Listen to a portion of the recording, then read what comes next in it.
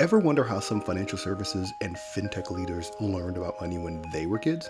Well, we've asked them four important questions to get their answers, and you definitely will want to hear them.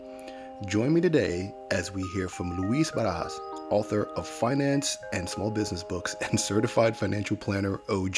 Hey everyone, Mac Gardner here, author of Motivate Your Money and the global best-selling children's book, The Four Money Bears.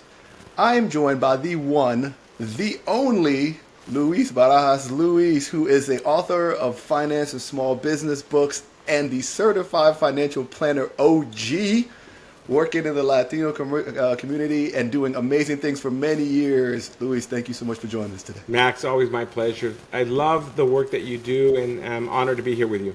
So, Luis, for those people who are have been living under a rock for the past how many years and don't know who you are and don't know a little bit about your mission and the amazing things you do in our community, please share. God, in a nutshell, so started in financial planning back in '85. One of the first Hispanic or Latino certified financial planners in the country. I was the first minority on the national board of the Financial Planning Association. I'm currently the first Latino on the board of the CFP Board of Standards. I'm right now starting my third season with a show on PBS called Opportunity Knocks. That's doing really well. I've written 5 books. I was on CNN for years. I was on CBS here and KCAL News in LA for a long time. I'm currently on CNBC's Advisory Council. I guess I could go on and on. I've been around for a long time. I mean, my hair used to be dark. Now it's gray, Mac. Hey, you got here, brother. You got here. I'm still working on mine. I'm still working on here. So, as I said, Luis is an OG. Luis has been, he's forgotten more about financial planning than many financial planners and financial advisors know. So I'm honored, Luis, that you can carve some time out of your day. As you know, we're working on the Four Money Bears Berryville. It's going to be a first of its kind game that's really going to help young people or people of all ages really understand money, really gamify the financial education process. We're going to have a game that addresses both entrepreneurship, both money management. So we're really excited. And again, I want to thank you for your support because you have supported our Teach Gives Money mission.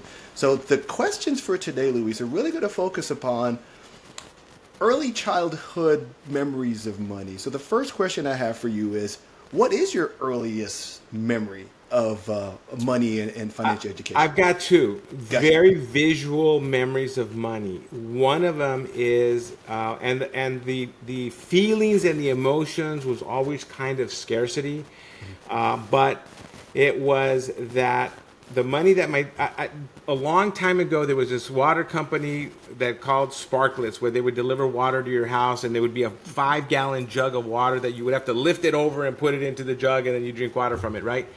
And my parents didn't have that service because they couldn't afford it. But I don't know where they got the 5-gallon Sparklets water bottle. And that was my parents' piggy bank. And I remember that any extra money they had, the Sparklets would get full of pennies and maybe nickels. And it would be so heavy that my dad couldn't pick it up. So he'd have to dump it. And he would go to the bank and pull out, they'd give you these little paper things. Where the paper to wrap up the coins. You would count the... You would count the 100 pennies and then take it to the bank, and then they would give you the money for it, right? And that's the money that we would use to go out, and my parents would buy a hamburger or something with it at the local hamburger place. The other, and the second one that is really, I remember that the ice cream truck would come around, and we would never get ice cream. And I think one day that my dad felt really bad for my sister and I. And my dad had a really small coin collection. With all those pennies that he would throw in there, people don't know that there used to be, a long time ago, the pennies had Indian head, buffalo nickels and mercury dimes. And my dad had a small collection of really coins that were valuable to him. And he felt bad for us one time. And I remember that my dad went and got his little coin collection and used those dimes and nickels and pennies to buy us. And I thought, what a sacrifice that my dad had made, right? But it didn't come to me. I remember being old enough that my sister really wanted it badly. And I told my dad, no, that's okay, I'm fine. And he goes, no, I'm going to get you something.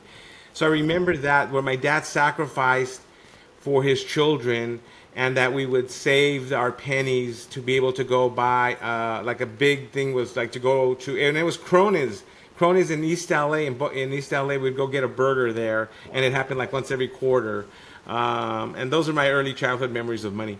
So, in doing these interviews, Luis, we hear the scarcity mindset versus the abundance mindset, and how a lot of these things that start in our childhood imprint on us and really shape how we view money. And I almost it's to a person that I've done these interviews. Hopefully, everyone will be able to see all of them.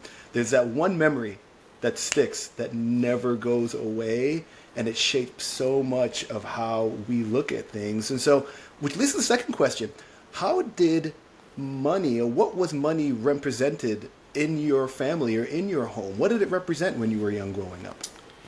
Money was really, really tight. I was really aware of money very early on. I remember that my dad worked 2 jobs all the time. My memory of money is that I remember my dad never collecting unemployment. Whenever he lost a job, he just found another job. Hardworking man, never asked anybody, had a lot of pride about money.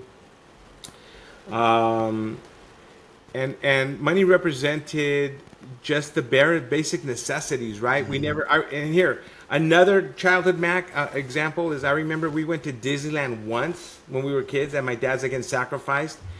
And you're going to laugh, but I think my dad went to the neighbor and borrowed a battery for the car in case our battery for his car broke down. We lived in East LA to Disneyland's not that far. And I remember that we didn't even know how far Disneyland was, and we took blankets and stuff and pillows to drive to Disneyland, and we were like maybe 20 miles away. Wow. So money represented just having enough to have a shelter, a roof over your head, and maybe every once in a while go get a hamburger, but nothing of luxury. Mm-hmm. There was no luxury, back then when we thought about money, but it was always about you had to work really, really hard to have the necessities, just to barely make it. Yeah, and then with that being what it is, and now that you are in a position where you are literally shaping the financial lives of other people. And a lot of these people never got the education, Luis. They never got it, just like, we never got it. My dad grew up in the Caribbean in abject poverty. There was no financial literacy course that he got growing up. He fortunately went to undergrad in D.C., went to Howard, went to NYU, got his MBA. And that's how we had conversations in the house of one generation passing on to the other. How do you think we should teach young people about money? I believe that we need to teach that that we can do good and we can do well, mm-hmm. and that money is a tool to live a better quality of life that can support your dreams and your goals. Mm-hmm. But we need to teach them that money is not the ends, but the means, mm-hmm. right? One of the things that I tell adults is I've never seen a U-Haul behind a hearse, right? Nobody takes anything with them. And at the end of the day, money is just a tool to live a better quality of life and to help others. And we need to find happiness within. Making money to buy things to prove to other people that we've made it is not going to create happiness mm-hmm. in ourselves, right?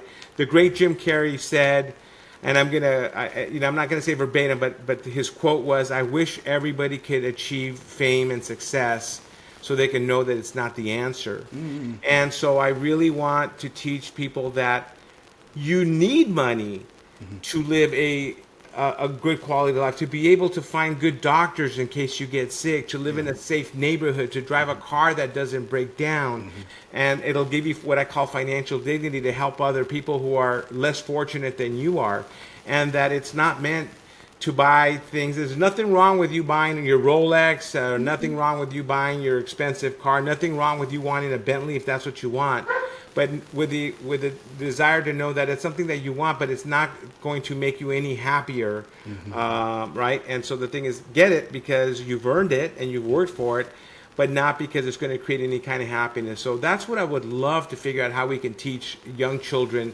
So especially because I work in communities that are underserved, yep. in barrios and ghettos, and a lot of kids think that they focus on the fruits, but not the roots. They focus on the shiny objects, and they think, hey, this is how I'm going to show the world why I'm valuable and why I'm worth it. Where you are already worth it. God's given you everything to be successful and to be happy. You don't need anything else.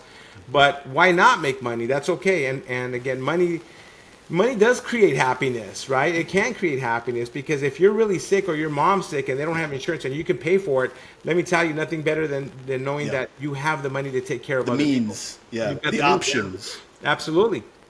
Yeah. Now, I couldn't agree with you more. I believe that when we are looking at engaging young people, we talk about the tools, we talk about the habits, but I think a piece that needs to be layered onto that conversation is your why, and understanding what that why is, and that why should necessarily be connected to keeping up or doing better, but something deeper, something that really will help you, help your community. But so I think that's actually a wonderful response to this. Well, I don't want ever the lack of money to help someone not go after and chase their dreams, right? Yeah. I don't ever want that to happen. So Good point. All right, well, up to question 4 is the last one.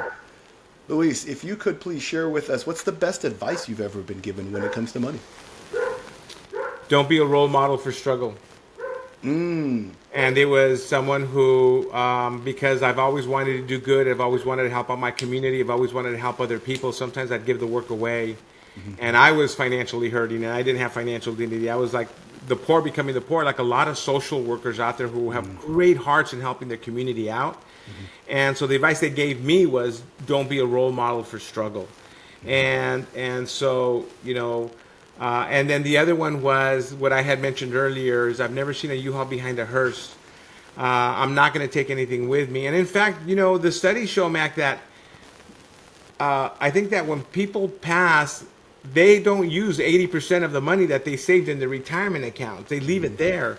And so money, like I said, is just a tool to live a better quality of life. Enjoy your money. And when you make it, you know, spend it on experiences, travel, take your children out of their communities, show them that this world is a much, much bigger place and that we're all very similar and that we need to love each other and help each other out. And so that's kind of where I've come from. Yeah, I love that. I am a fan of anyone that tries to bring reality front and center and bring. I'm a huge fan of metaphors. I'm a huge fan of stories, Luis. And I think at the end of the day, that's all we are. At the end of our days, it's a collection of stories. It's a collection of ways to relay this sometimes hard to understand world of finances into things that you can understand and you can implement. And brother, you are one of the best at it, and I'm thankful. I appreciate you, Mark. Thank you very much. And you know, everything that you do, I follow. I mean, you know, the Four Bears and all the work is just amazing, and you're making wonderful change throughout the country. And I can only imagine what's in your head right now and what you're up to and what you're working on. So I look forward to following you as well and seeing all the good that comes out from all the work that you do. Thank you, brother. As I like to say, the journey continues. Thank you. Take care. Thanks for joining us today. We hope you'll join us for our next engaging episode. Be sure to follow us on LinkedIn and visit www.thefourmoneybears.com.